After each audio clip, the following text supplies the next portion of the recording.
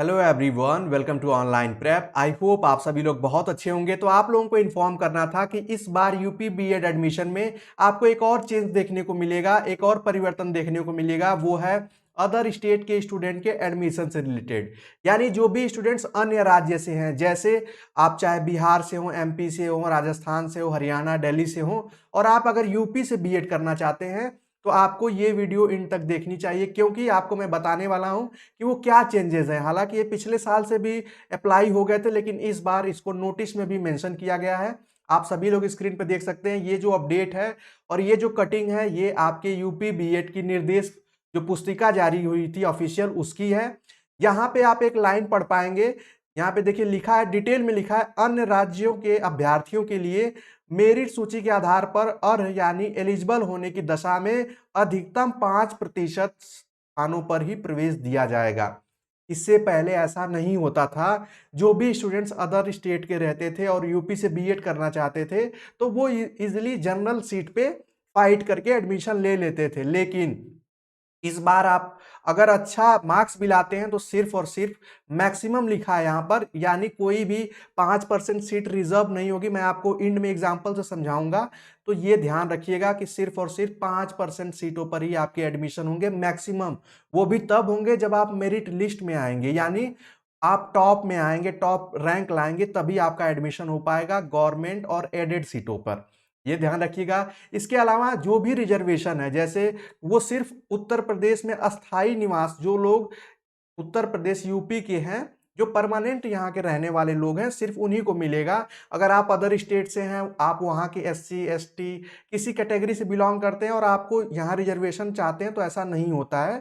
आप जनरल में फाइट करेंगे, लेकिन जनरल में भी सिर्फ और सिर्फ आपको 5% सीटों पर ही एडमिशन दिया जाएगा, उससे अधिक नहीं। उसको कैसे जानना है वो भी बताऊंगा। उससे पहले एक इंपॉर्टेंट इंफॉर्मेशन आप लोगों के लिए कि जो भी मैरिड स्टूडेंट हैं, जो भी कई बार कमेंट आ रहा था कि यहाँ पे आप देख सकते हैं कि विवाहित महिला अभ्यर्थियों का जाति प्रमाण पत्र एवं आय प्रमाण पत्र जो है वो पिता के नाम से निर्गत होना चाहिए, बना होना चाहिए। तो ये कई बार आता है कि वो हस्बैंड के नाम से हो या फादर के, तो फादर के नाम से होना चाहिए। इसको भी आप लोग नोट कर लेंगे।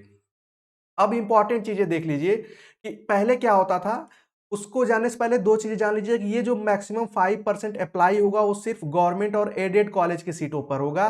कॉलेज जो होते हैं वो तीन प्रकार के, यानी तीन टाइप के आपको देखने को मिलेंगे यूपी में। एक गवर्नमेंट कॉलेज होगा बीएड का, दूसरा एडेड होगा जिसको वित्त पोषित कहते हैं, और एक तीसरा जो है वो निजी यानी प्राइवेट है। तो निजी और प्राइवेट सीटों में किसी भी तरीके का रिजर्वेशन नहीं होता है, तो अदर स्टेट के स्टूडेंट्स को एडमिशन लेने में कोई प्रॉब्लम नहीं होगी इसमें।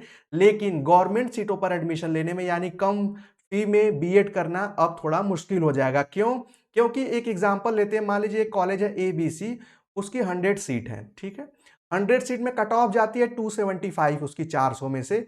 अब 275 में 6 ऐसे कैंडिडेट हैं जिन्होंने स्कोर किया 280, लेकिन ये अदर स्टेट के थे, ओएस अदर स्टेट के।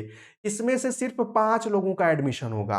उसके अलावा 95 सीटों पर यूपी डोमिसाइल के स्टूडेंट्स का होगा। ये आप ध्यान रखिएगा। इस बार के बदलाव को आप लोग नोट कर लीजिएगा और इसी के अकॉर्डिंग प्रिपरेशन करिएगा, क्योंकि आप सभी लोगों को पता है अदर जो स्टेट के स्टूडेंट्स हैं उनकी फॉर्म फीस भी 1400 है। साथ ही साथ आपको काउंसलिंग फी भी देनी होगी, और आपको कॉलेज नहीं मिलेगा तो फिर वेट करना होगा कि कब आपकी काउंसलिंग फी रिटर्न हो, जो कि बहुत एक लंबा प्रोसेस है।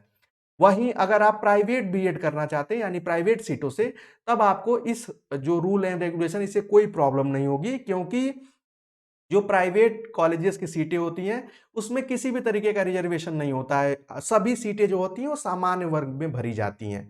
तो ये काफ़ी इंपॉर्टेंट अपडेट थी अदर स्टेट के स्टूडेंट्स के लिए। तो वो इन चीज़ों का ध्यान रखिए। अगर फिर भी कोई कंफ्यूजन हो तो आप कमेंट सेक्शन में पूछ सकते हैं, लेकिन इस अपडेट को आप सभी लोग ध्यान रखिएगा। और जो भी स्टूडेंट हो अदर स्टेट के, अगर आपके कोई फ्रेंड हो तो उनको ये शेयर जरूर कर दें, क्योंकि उनको फ्यूचर में अगर ऐसी प्रॉब्लम आएगी तो उनका बहुत लॉस हो जाएगा।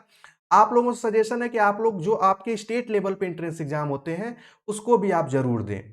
तो आई होप आज की इन्फॉर्मेशन आप सभी लोगों को समझ में आई होगी। ऐसी और भी इंपॉर्टेंट अपडेट्स और क्लासेस के लिए चैनल पे बने रहें। मिलते हैं नेक्स्ट क्लास में, तब तक के लिए bye bye, take care and keep watching.